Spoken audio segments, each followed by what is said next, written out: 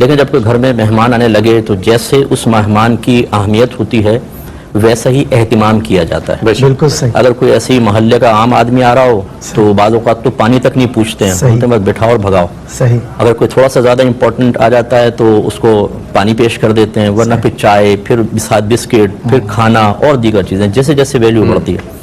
ابھی رمضان جو ہے یہ وہ مہینہ ہے کہ جو نیکیاں بھی ساتھ لاتا ہے, گناہوں کا کفارہ, نجات, اللہ کی رضا, نبی کریم صلی اللہ علیہ وسلم کا قرب, اچھی موت, عذابات قبر کی دوری, میدان محشر میں عزت, پل صراط پر آسانی. جب اتنی نعمتیں ساتھ لا رہا ہے تو اس کا مطلب ہے مہمان بہت بڑا ہے. بے شک بے شک. تو جتنا بڑا مہمان اتنی ہی زیادہ اس کی اہمیت اور اس کے استقبال کے لیے اور پھر اس کے ساتھ رہتے ہوئے اہتمام. بالکل صحیح. کیا کہنا. تو اب ہمارے ہاں یہ تو ہوتا ہے کہ نفسیاتی طور پر ایک ماحول کا لوگ اثر قبول کرتے ہوئے ابتدائی دنوں میں تو بہت ہی جوش و خروش کے ساتھ پیش آتے ہیں. صحیح. سحری میں بھی برتن کھڑکھڑا رہے ہوتے ہیں, بعض اوقات تو بچے پہلے ہی جاگ کر دسترخوان پہ بیٹھ جاتے ہیں. مسجدوں میں بہت زیادہ رونق شروع ہو جاتی ہے. بعض مسجدوں میں دیکھا ہے کہ گیٹ تک پبلک ہوتی ہے, فجر کے اندر بھی اور پھر تراویح وغیرہ کے اندر جگہ ختم ہو جاتی ہے. لیکن جیسے جیسے یہ دن آگے بڑھتے ہیں پھر یہ دیکھا ہے کہ وہ جو ایک نفسیاتی طور پر ماحول کا اثر قبول کیا گیا تھا, اندر سے ایک تحریک نہیں تھی. اس جب ماحول کا اثر کم ہوتا ہے تو چونکہ اندر سے تو کوئی تحریک نہیں تھی, نظریاتی تحریک ایک الگ چیز ہوتی ہے, اندر سے روحانی تحریک ایک الگ چیز ہوتی ہے. وہ جب حاصل نہ ہو تو پھر اس کا نتیجہ یہ نکلتا ہے کہ جس نوجوان نے ابتدائی ایک ہفتے انٹرنیٹ کو چھوڑا ہوا تھا, ٹائم ضائع نہیں کر رہا تھا, وہ انہی فحش چیزوں میں لگ جاتا ہے. ہماری فجر کی جماعت تک سمٹ کر چند صفوں تک محدود ہو جاتی ہے. صحیح فرمایا. تراویح میں لوگ غائب ہو جاتے ہیں. پھر یہ جو 5 روزہ تراویح, 10 روزہ, 15 روزہ تراویح, اس نے ایک منفی اثر یہ مرتب کیا نفسیاتی اعتبار سے کہ لوگ سمجھے کہ بس پورا قرآن تراویح میں سن لو, اس کے بعد 30 دن تک تراویح کا ادا کرنا ضروری نہیں ہے. چنانچہ مسجد ہماری تقریباً ویران, اور پھر یہ کووڈ-19 کی وجہ سے اور زیادہ کچھ لوگ اثر قبول کر رہے ہیں. اسی طریقے سے خواتین کا معاملہ ہے کہ شروع میں تھوڑی محتاط ہوتی ہے, لیکن پھر غیبتیں, چغلیاں, پھر وہی عام روٹین پر آ جاتے ہیں. تو خلاصہ کلام یہ ہے کہ وقتی طور پر ماحول کا اثر قبول کرتے ہوئے استقبال پر پوری توجہ کرنا اور استقامت کو فراموش کر دینا یہ مناسب نہیں ہے, بلکہ ہمیں پورے 30 دن کے لیے ایک لائحہ عمل تیار کرنا چاہیے.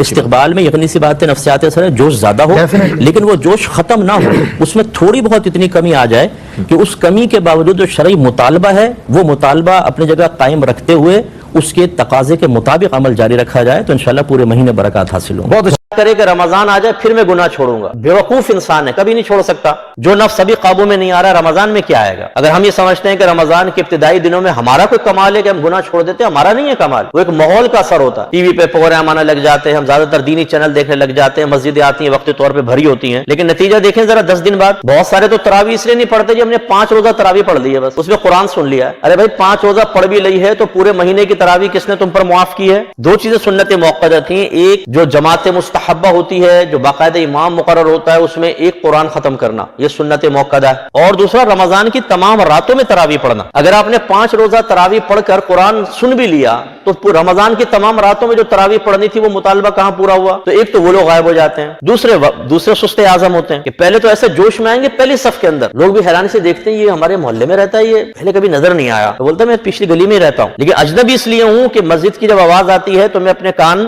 پہ اور تکیہ ڈھک لیتا ہوں الصلاۃ خیر من النوم سن کر. اتنی توفیق نہیں ہوتی کہ مسجد میں آ جاؤں. رمضان میں جوش چڑھا ہے, اب دیکھیں کیا پہاڑ توڑتا ہوں, تو پھر وہ کچھ دن کے لیے مانوس سا بنتا ہے, پھر اجنبی ہو جاتا ہے, پھر آپ ڈھونڈتے رہیں آپ کی نگاہیں غائب ہو جائے گا. 4 روز 5 روز کا جوش ہوتا ہے. ہمارے نوجوان 2-3 دن تک ٹک ٹاک سے دور رہتے ہیں, اس کو طلاقیں دینے کی کوشش کرتے ہیں, لیکن تک ٹک ٹاک سے دور رہتے ہیں, اس کو طلاقیں دینے کی کوشش کرتے ہیں, لیکن رجع پھر آ جاتی ہے اور رجوع کر لیتے ہیں, کیونکہ طلاق رجعی دی ہوتی ہے. کوئی 3 طلاقیں دی ہوتی, مغلظہ ہوتی طلاق, تو چلو حلالہ کے بغیر ممکن نہ ہوتا, لیکن وہ طلاق رجعی دی ہوتی ہے, تھوڑی سی دیر میں رجوع کر لیتے ہیں. پھر وہی رمضان ہوتا ہے اور وہ نوجوانوں کے میسج ہوتے ہیں, مفتی صاحب غسل فرض کر لیا اپنے اوپر, یہ گناہ کر لیا, وہ گناہ کر لیا. شوہر حضرات میسج کر رہے ہوتے ہیں کہ جی وہ ہم پہ بے قابو ہو گئے میاں بیوی, اور جسمانی تعلق قائم کر لیا حالت روزہ میں. کیوں قائم کر لیا؟ اس لیے کہ تمہاری طبیعتیں قابو میں نہیں ہیں, تم نے کبھی نفس کو قابو میں کرنے کا ذہن ہی نہیں بنایا, آپ نے کبھی وہ طریقہ ہی نہیں سیکھا کہ نفس کو اپنی طبیعت کو کیسے روکا جاتا ہے. پورے سال 11 مہینے تک ہم نفس کی غلامی کرتے ہیں. وہ کہتا ہے کھانا کھاؤ, کھانا کھا لیا, کون سا کھاؤ؟ آج گوشت کھلاؤ,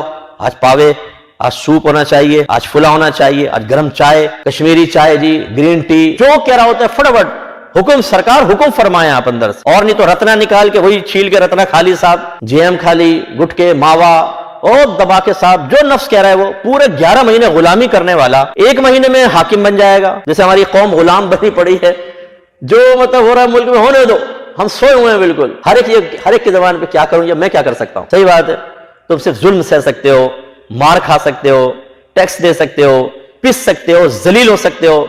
हर शख्स हम में से जो है वो मकरूज पैदा होता है, हम यही कर सकते हैं। है ही नहीं सोच और फिक्र कि हमें क्या करना चाहिए क्या नहीं करना चाहिए, वो हमें नहीं है सोच और फिक्र। दूसरा ये अपने उखरवी मामलात में तो फिर मसला ये होता है कि फिर वो रोजा टूट गया, अच्छा जी क्या कफारा है इसका, जिस 60 रोजे रखने हैं आपको कफारे के, और 1 रोजा रखना है कज़ा का। कज़ा का अलहदा होगा, 60 लगातार रखने, बीच में गैप नहीं। 59 रखे, 1 रोजा रह गया, दोबारा नए सिरे से गिनती शुरू करनी पड़ेगी। तो इतनी सख्त सजा, तो तुम सो रहे थे पहले, तुम्हें नहीं पता था कि तुम्हारे मजहब ने क्या तालीम दी है। अब तुम्हें एकदम अचानक अपने मजहब की तालीम ही बड़ी अजनबी महसूस हुई कि अरे 60 रोजे लगातार, ये तो बड़ा मुश्किल है। तो मुश्किलें तो दूर हो जाते, वो आसान काम छोड़ देते, तुम्हें तो वो मुश्किल लगा उससे बचना, तो फिर ये तो बदरजौला मुश्किल लगेगा। अब तो कोई रियायत नहीं मिल सकती। तो कहते हैं हम खाना खिला देते हैं, पैसा दे देते हैं, लेकिन इसके रोजे के कफारे में तरतीब अल्लाह ने ऐसे रखी है कि पहले रोजे ही रखने पड़ेंगे। इसमें नहीं हो सकता ये कर लो ये कर लो। कसम के कफारे में हो सकता है, उसमें रियायत दी है, लेकिन जिहार का कफारा या रोजे का कफारा, इसमें पहले 60 रोजे रखने हैं। जब आपको सेहत हासिल है तो आपको रखने पड़ेंगे। इसमें आप ही नहीं कर सकते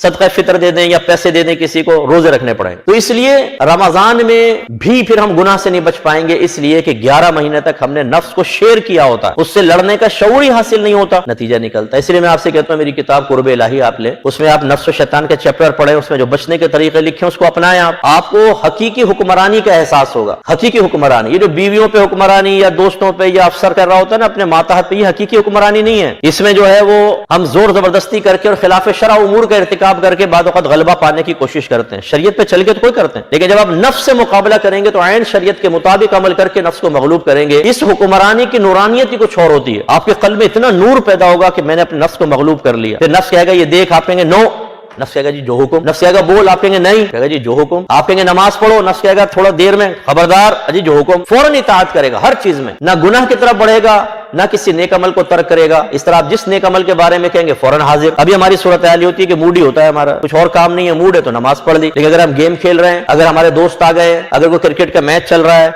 अगर कोई और हम चीज देख रहे हैं, तो अंदर से आवाज आती है अभी नहीं, देर से जी लब्बैक।